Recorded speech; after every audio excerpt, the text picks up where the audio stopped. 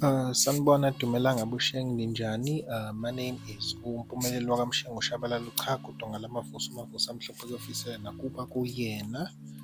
So today guys I just want to speak about how to survive university as a first year, obviously, and this is specifically for South African students which can also go to other universities across Africa because we kind of face the same challenges when it comes to being in the university space around the continent.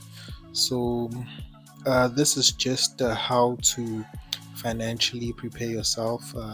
Also, bearing in mind that you come from a difficult background, as we know, majority of Black South Africans live under poverty or are just under the middle class, which barely survives when it comes into university survival strategies, especially financially.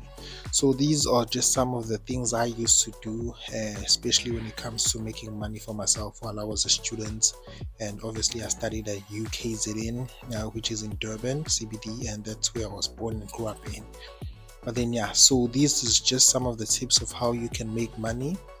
And also, just to add on, this also falls part of my master's research, which was basically on student entrepreneurship. So, if you even search on research space at UKZN, and then you just type my name, you'll get to see some of the students I did like research on, and some of the pictures I took during the times as they were students who were also embarking on entrepreneurship or students' income projects that they created while they were students. So, most students come from very difficult backgrounds in South Africa. There's a high unemployment rate. Also, parents don't work. So, you'd find that students will end up leaning on the survival of only NSFAS, which is the government's funding. If they do not get that, it tends to be a problem for them to be able to cope, and which is what results in students not finishing their degrees, students finding other alternatives which are not good. Siyabazi omaplesa, dating for money, or even working in conditions that are not good. Some work in clubs and they end up exposing themselves to dangerous things, and because being around a dangerous environment kind of puts you in a risk where you will be exposed to danger. So these are just some of the things that students end up doing, not because they necessarily want to do it, but because of the situation and livelihood. So while I was a student at UKZN, my first year I stayed at ARASC. It was a student race for students with a disability. So yeah, that's where I stayed for my first year. So in that residence there were like 150 20 plus students, of which majority were students obviously with a disability, and then they added some of us, the normal students, just to fill up resi and stuff and so on. So what I realized in the entire residence is that no one was selling anything. And I mean, students with a disability, some would leave a fourth floor, third floor, and so on. So when it comes to even going to the tuck shop, which is outside the residence, it becomes a challenge for them. So that's where I introduced selling bread, selling cold drinks. I also sold pies. Pies made a lot of money for me. So I would go and buy pies as bulk. At that time, which was around 2015-16, pie costed like 14 rand when you buy them in bulk, and then I would sell them for like 16, 18 rands, just to make like 2 rand, 3 rand profit. These are pies that stays in the deep freezer, and you just put them in the microwave, and then you just give the students after they pay. So it became one of my businesses as I started living in the students' accommodation, especially with the students with the disability. So they would just call me, "Oh, Mshengu, can you bring cold drink to room blah blah blah in the third floor?" Then that's what I'll do, and I made a lot of money by doing that. And I was never out of money.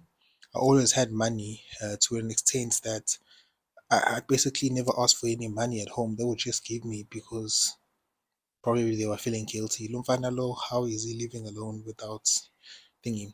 But that kind of motivated me into wanting to make more money. So I moved from selling to students, and then I introduced selling like embroidered stuff. So I realized that students, they have like clubs, security, they wear uniforms. So I just found plain t-shirts, and then I would ask some people who embroider stuff, and then I would just sell them to them, and that also gave me some money. Like per t-shirts, I would make like 40 rands, 30 rands profit. So that gave me a lot of money overall. So as a result, I was never ever hungry. My fridge was always full of yogurts, nice things. I ate like, I don't know, I was working for some top municipality around the country because of the money I was making with just RSC and people who supported the clothing business I had. And then, yeah, those are just some of the major things. And when it came to my research, Abantu who used to sell, so those who studied at UKZN, especially Howard College, they would know during exams, um, there would be like a arm sheet during my exam. There would be people, students who are selling fries, students who are selling cold drinks, monsters, energy drinks, Marit Boli. There were also students who sold cakes, muffins, and during exam times, you'd find that students, the last buses leave around 2 a.m. in the morning. So if you sold, like you stayed on campus and you just sell some of your chips and so on, you'd make good money. And even interviewing those students who are also doing the same thing, they kind of exposed me to the finances of how much they were making. You'd find that the students would go home at the end of the day with 500, 600 profits. And I'm not kidding you, 500, 600 profits in one night. And yeah, so some of them, I know. Or there was one who was called Makasin. He ended up owning a store in the cafeteria. I know he ended up buying a car. He ended up building Google. And these are just students who come from background a background that is very poor, who faced challenges. I remember when I was interviewing that guy, he almost cried in tears, just sharing and expressing where he come from and how he ended up doing such things, and ended up being a successful student, entrepreneurship, and making money. And he also ended up employing other people.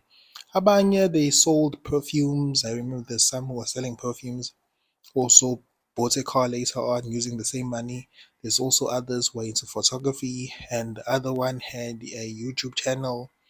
His YouTube channel, I'm sure you'll remember Campus Crash. So when you watch Campus Crash UKZN, it was specifically from one of the students. I also did an interview with him where we were just sharing how this motivation to start being entrepreneurship um, is mostly related to their backgrounds. When I looked at it and I compiled all the statistics of my research, most of the reasons why the students ended up doing student entrepreneurship or becoming businessmen and women is because of their background.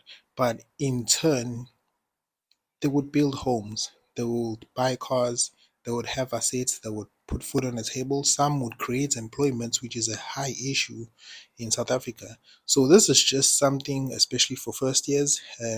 If Kufigo NSFAS book allowance, we know it's like 5,000. Just take 2,000, buy stock, buy chips, buy whatever you wanna buy, sell it as, and believe me, you're gonna make a lot of money.